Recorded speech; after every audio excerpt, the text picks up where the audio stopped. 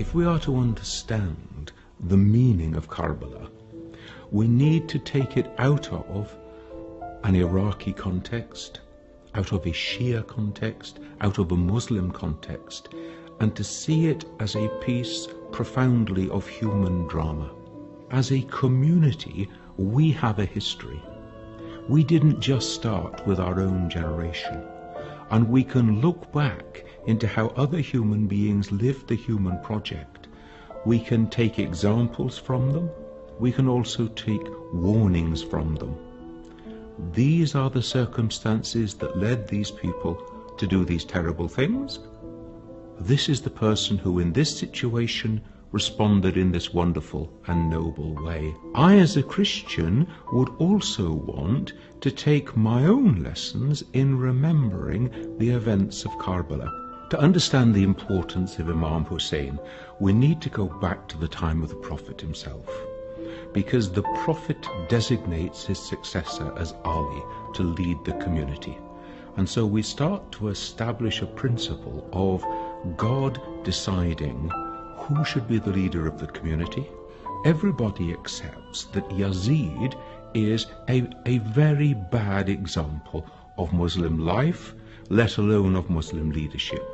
He openly disobeyed the commands of God. He openly disobeyed the Sharia. It's a crisis of leadership and a crisis of deciding how are you going to respond when injustice and tyranny is facing you. Now, we have here a hadith of Prophet Muhammad which enables us to get a sense of the importance of this.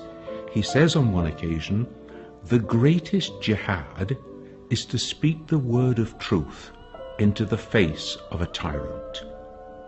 This is the highest challenge to any human being, to actually face down a tyrant and not give in.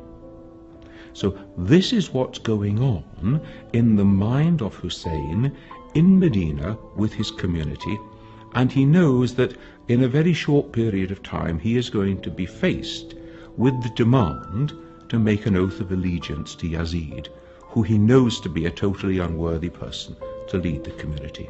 Something dramatic has happened in the Muslim community at this stage.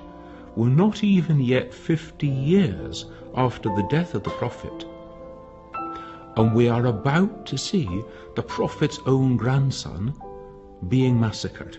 The night before the battle, Imam Hussein gathers together his people and says to them, look, tomorrow we're going to be attacked. Please, it's me they want. Go away. Leave. And they respond, we won't go. We will stay. We will die with you. Hussein dies in the desert. His followers are killed with him. These are, in the terms of the world, pretty insignificant acorns. And yet it reminds us that God's acorns grow into mighty oak trees. Because here we are 2,000 years after the time of Jesus, 1,400 years after the time of Hussein, and we remember them, and they are examples to us still, and their names live on in the lives of their followers in ways that they could not possibly have imagined. And it reminds us then, in our life of faith, what matters is not the impact that we have, how can we measure it, but how faithful are we to what God calls us to do and to plant, in the trust that the acorn that we plant today, however small it may be, in God's good grace and in God's good time, can grow into a mighty oak. This is the life of faith. We do not ask to see results now.